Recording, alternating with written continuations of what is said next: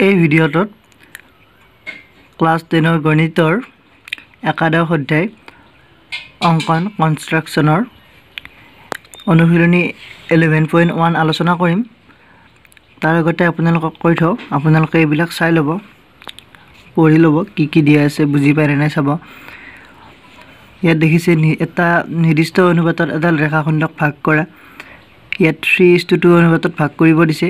এইবিলাক চাই ল'ব। উদাহৰণ 1 আৰু 2 চাই ল'ব। ক্লাছ 9ত অংকনৰ বিষয়ে আপোনালোকে পাই আহিছে। অংকন কেনেকৈ 60 ডিগ্ৰী কোণ অঁকা হয়, কেনেকৈ এডাল ৰেখাত লম্ব টনা হয়, তাৰপিছত এটা কোণক কেনেকৈ সমদ্বিখণ্ডিত কৰা হয়, সেইবিলাক আপোনালোকে পাই আহিছে, নিশ্চয় মনত আছে। এতিয়া আমি চাম এক্সাৰচাইজ 11.1ৰ 1 নম্বৰ প্ৰশ্নটো। 1 নম্বৰ প্ৰশ্নটো চাব, দিয়া আছে 7.6 চেণ্টিমিটাৰ দৈৰ্ঘ্যৰ এডাল ৰেখাখণ্ড আঁকা আৰু ইয়াক 5:8 অনুপাতত ভাগ কৰা, ভাগ দুটা জোখা। এতিয়া চাব, আমি কিতাপৰ প্ৰশ্নটো দিয়া আছে 7.6 দৈৰ্ঘ্যৰ ৰেখাখণ্ড আঁকিব লাগে। সেইবাবে আমি এডাল 7.6 দৈৰ্ঘ্যৰ ৰেখাখণ্ড আঁকি ল'ম। ৰেখাডাল এনেকৈ আঁকিম, আপোনালোকে এনেকৈ আঁকিব পাৰে, কিন্তু এনেকৈ আঁকিলে এইফালে বহুতখিনি সূক্ষ্মকণ কৰিব লাগিব, চ' এইফালে দীঘল হৈ যাব। সেইবাবে আমি প্ৰথমতে চাই চিতি আঁকিব লাগিব। এনেকৈ আঁকিম মই, চাব, এইটো 0, চ' 0 পৰা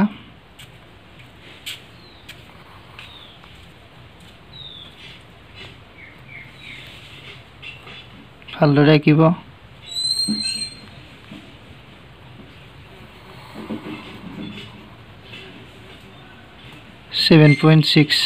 নিশ্চয় দেখিছে, মোৰ ইয়াত অলপ কেমেৰাটো লৰিছে, আপোনালোকে ভালদৰে আঁকিব যাতে সম্পূৰ্ণ 7.6 হয়। এতিয়া এইডাল ৰেখাখণ্ড আঁকিলোঁ। অঁকাৰ পিছত ইয়াত সূক্ষ্মকোণ হোৱাকৈ এডাল ৰেখা আঁকিম। মই সূক্ষ্মকোণ হোৱাকৈ, চাব, ইয়াত এনেকৈ এডাল আঁকিছোঁ। সূক্ষ্মকোণ বুজি পায়, 90 ডিগ্ৰীতকৈ সৰু হ'ব লাগিব ইয়াত কোণটো। মই এনেকৈ আঁকিছোঁ। ৰেখাডালৰ নাম দি আছোঁ পিছত। মই প্ৰথমতে ছবিটো আঁকি ল'লোঁ, এডাল ৰেখা আঁকিলোঁ, দেখিছে। এতিয়া এই ৰেখাডালক আমি, চাব, আমাক ৰেখাখণ্ডডাল 5:8 অনুপাতত ভাগ কৰিব দিছে। সেইবাবে ইয়াত আমি 5:8 হ'লে 5 + 8 = 13। আমি ৰেখাডালত 13টা ভাগ কৰিব লাগিব। এতিয়া মোক কটা কম্পাছত, চাব, কাঠ পেঞ্চিলডাল এনেকৈ লৈছোঁ। আপোনালোকে এনেকৈ ল'ব পাৰে, কিন্তু অলপ চাই ল'ব। ইয়াত 13টা বনাব লাগিব, 13টা এনেকুৱাকৈ বনালে এইডাল ৰেখাডাল দীঘল হৈ যাব। সেইবাবে অলপ সৰুকৈ ল'ব আপোনালোকে, যাতে ৰেখাডাল আকৌ বঢ়াই থাকিব নালাগে। মই এনেকুৱাকৈ লৈছোঁ। এনেকুৱাকৈ মই 13টা বনাম। ইয়াৰ পৰা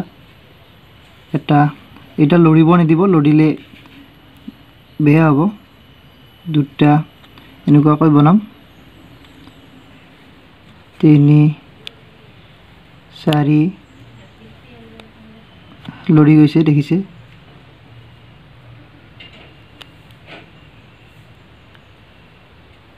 5, 6, 7, 8, 9, 10, 11, 12, 13, দেখিছে। এইটো অলপ সৰুকৈ ল'ব লাগিছিল, সেইবাবে ৰেখাডাল অলপ বঢ়াই দিছোঁ। অলপ মোৰ ডাঙৰ হ'ল, সেইবাবে ইয়াত 13টা ঘাই নুকুলিলে এইডাল বঢ়াই দিছোঁ, কোনো কথা নাই। কিন্তু আপোনালোকে এইডাল যেতিয়া আঁকিব, এইডাল পূৰা ভালদৰে জুখি আঁকিব। এতিয়া আমি ইয়াৰ নাম দি ল'ম। আমি 7.6 দৈৰ্ঘ্যৰ ৰেখাডাল AB নাম দিলোঁ, AB। তাৰপিছত এইডাল সূক্ষ্মকোণকৈ AX নাম দিলোঁ। তাৰপিছত এই বিন্দুকেইটা ইয়াত A আঁকিছোঁ, এৰ পৰা সূক্ষ্মকোণ আঁকিছোঁ, সেইবাবে A1, A2, A3, A4, A5, A6, A7, A8, A9, A10, A11, A12, A13 এনেকুৱাকৈ নাম দি ল'লোঁ। এতিয়া চাব, আমাক কৈছিলে 5:8 অনুপাতত আঁকিব লাগিব। প্ৰথম আমি এইটো একেবাৰে শেষৰটোৰ লগত, 13 নম্বৰটোৰ লগত আমি B সংযোগ কৰিম। চাব, এইটো দেখিছে, এইটো সংযোগ কৰিলোঁ মোৰ সংযোগটো ভাল হোৱা নাই মোৰ চিত্ৰটো ভাল হোৱা নাই অলপ লৰি গৈছে জাস্ট বুজি পালে হ'ল আপোনালোকে এইটো প্ৰথমটো আমি শেষৰটোৰ লগত সংযোগ কৰিম শেষৰটো মানে বুজি পাইছে শেষৰটো আমি কেনেকৈ পাইছোঁ আমাক 5:8ত কৰিব দিছিলে সো এই দুটা যোগ কৰিছোঁ 13 পাইছোঁ সো 13টা ঘাই বনাইছোঁ এতিয়া চাব এতিয়া আকৌ আমি 5 নম্বৰত বনাব লাগিব ইয়াত যদি 5ত বনাও তেতিয়াহলে ইফালে 8 ৰৈ যাব 5:8 হ'ব বুজি পাইছে এতিয়া এই 5ৰ লগত ইয়াত এনেকুৱা এটা বিন্দুৰ লগত সংযোগ কৰিব লাগিব যাতে এইডালৰ সমান্তৰাল হয় এইডালৰ সমান্তৰালভাৱে আমি এডাল ৰেখা আঁকিম আপোনালোকে একেবাৰে ভালদৰে আঁকিব এইডালৰ সমান্তৰাল হ'ব লাগিব কি কৈছে বুজি পাইছে চাব নিশ্চয় এনেকুৱা হ'ব সো মই ইয়াতে আঁকি দিছোঁ এনেকুৱা দেখিছে এইডাল সমান্তৰালকৈ আঁকিছোঁ চিত্ৰটো বাৰু একুৰেট হোৱা নাই তথাপিও বুজি পাই আছে এনেকুৱাকৈ সমান্তৰালকৈ ৰেখা আঁকিব লাগিব ইয়াৰ এটা বিন্দু নাম দিলোঁ সি বিন্দু বুজি পাই আছে এতিয়া চাব এই দুডাল সমান্তৰাল হ'ল অৰ্থাৎ এইটো কোণ আৰু এইটো কোণ সমান হ'ব লাগিব সমান্তৰাল ৰেখা আঁকাখিনি মোৰ প্ৰথমতে দেখুৱাই দিয়া নহ'ল এতিয়া চাব মোৰ এটা কথা কোৱা নহ'ল চাব BA13 ৰেখাডালৰ লগত সমান্তৰাল ৰেখা আঁকিবলৈ আমি কাঠ পেঞ্চিলডাল তেনেকুৱাকৈ ল'ম এটা জোখ ল'ম যিকোনো আপোনালোকে ইচ্ছামতে ল'ব এইটো অঁকাৰ পিছত এইডাল ৰেখা অঁকাৰ পিছত এইডাল অঁকাৰ আগতে এনেকুৱাকৈ ল'ব লোৱাৰ পিছত এইটোৰ পৰা আমি যিহেতু আঁকিম সেইভাৱে আমি ইয়াত এনেকৈ ল'ম এনেকৈ এটা আঁকি ল'ম তাৰপিছত এইটোৰ পৰা এইখিনি জুখিব এইখিনিৰ পৰা এইখিনি এনেকুৱা হৈছে এইখিনি এতিয়া ইয়াৰ পৰা এনেকৈ জুখিম আমি এইখিনি অৰ্থাৎ এইখিনিত কাটি দিব কাটি দিয়াৰ পিছত এই বিন্দুটোৰ মাজেৰে আজডাল টানি দিব অৰ্থাৎ এইডাল সমান্তৰাল হৈছে আমি কোণ দুটা সমান কৰিছোঁ কোণ দুটা সমান হোৱা মানে ৰেখা দুডাল সমান্তৰাল হোৱা চিত্ৰটো এইখিনি এতিয়া অংকনৰ পৰ্যায়বোৰ আমি লিখি যাওঁ মই প্ৰথমতে এবাৰ কৈ দিছোঁ এতিয়া আমি লিখাখিনি এনেদৰে লিখিব লাগিব অংকনৰ পৰ্যায়বোৰ লিখাখিনি মই কিতাপত থকাৰ ধৰণে লিখিছোঁ আপোনালোকে বুজি পালেই হ'ল বুজি পোৱাৰ পিছত নিজে লিখিব পাৰিব 1 নম্বৰ পৰ্যায়ত লিখিছোঁ আমি AB ৰেখাখণ্ডডাল ৰাখিছোঁ AB আমাক কিতাপত দিয়া ধৰণে 7.6 সেন্টিমিটাৰ বুজি পাই আছে AB = 7.6 সেন্টিমিটাৰ দৈৰ্ঘ্যৰ এডাল ৰেখাখণ্ড অঁকা হ'ল আৰু AB লগত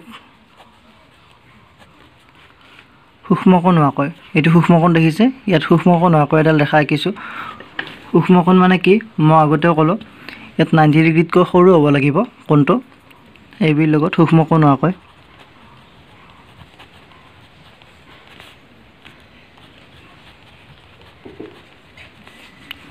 AX এডাল ৰেখা আঁকিছোঁ A আৰু X AX ৰশ্মি এডাল অঁকা হ'ল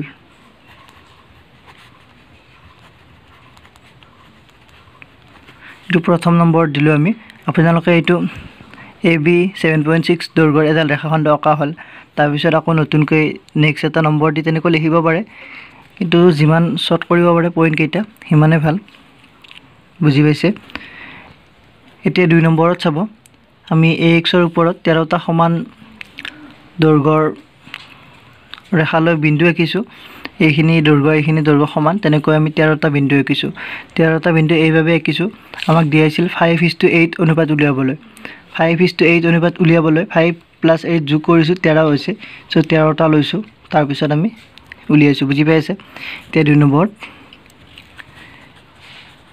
AX ৰ ওপৰত 13টা বিন্দু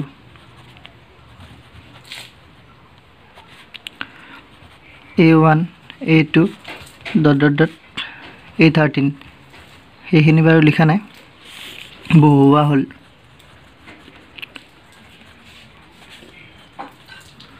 যাতে আমি দেখিছোঁ কেনেকুৱাকৈ বহুৱাইছোঁ A1 = A1 A2 = A2 A3 তেনেকৈ বহুৱাইছোঁ এইটো আপোনালোকে গোটেইখিনি লিখি ল'ব মই বাৰু ডট ডট দি দিলোঁ ইকুৱেল টু শেষত হ'ব A12 A13 বুজি পাইছে এনেকুৱাকৈ বহুৱালো এইটো চেছ এতিয়া 3 নম্বৰ পইণ্টটো ষ্টাৰ্ট কৰোঁ 3 নম্বৰত আমি কৰিছিলোঁ B লগত A13 টো সংযোগ কৰিছোঁ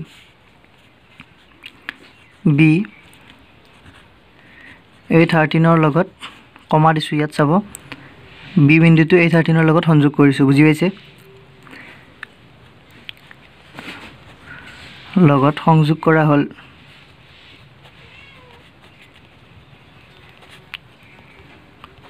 তাৰ পিছত 4 নম্বৰ পইণ্টটো চাব এইটো পইণ্টত আমি এইডালৰ সমান্তৰালকৈ A5ত এডাল ৰেখা আঁকিছোঁ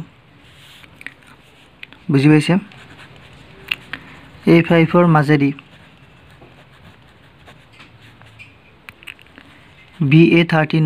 BA13 ডাল ৰেখা পালোঁ আমি ইয়াত সেইভাবে কমা দিয়া নাই BA13 ৰ সমান্তৰালকৈ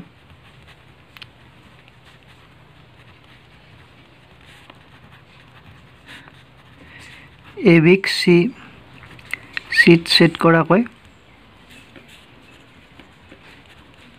এডাল ৰেখা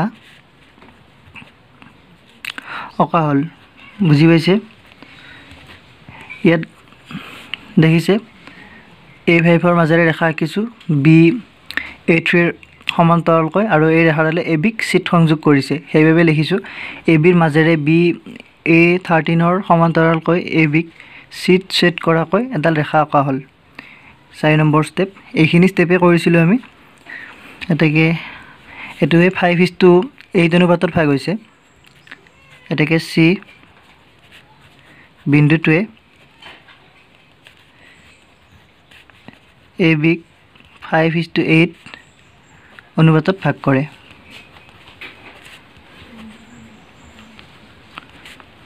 বুজি পাইছে এতিয়া প্ৰমাণটো কৰিম কিতাপত দিয়া ধৰণে কৰিম চাই ল'ব চিত্ৰৰ পৰা চিত্ৰটো দেখিছে এইটো এইখিনিত আমি এনেকৈ লিখিছোঁ A5 by A5 A13 ইয়াত 5টা ঘাই আছে আৰু ইয়ালৈ 8টা ঘাই আছে এইটো ইকুৱেল টু 5/8 হ'ব বুজি পাইছে সেইভাবে আমি লিখিছোঁ চিত্ৰৰ পৰা A5 by A5 A13 equal to 5/8 next আমি লিখিছোঁ A5C parallel to BA13 এইডাল ৰেখা এইডালৰ সমান্তৰালকৈ আঁকিছোঁ সেইভাবে এইটো লিখি ল'লোঁ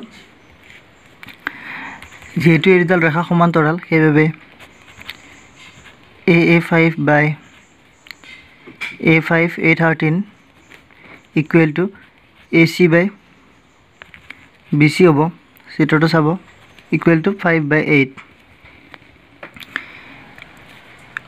অনুপাতটো চাব 5:8 অনুপাতত আছে আকৌ এই দুডাল আকৌ সমান্তৰাল হৈ আছে সেইভাবে AC by BC equal to 5:8 অনুপাত হ'ব বুজি পাইছে কি ক'বলৈ গৈছোঁ এতিয়া আমি এইখিনি পালোঁ এটাকে ইয়াৰ পৰা আমি লিখিব পাৰিম AC by BC equal to 5/8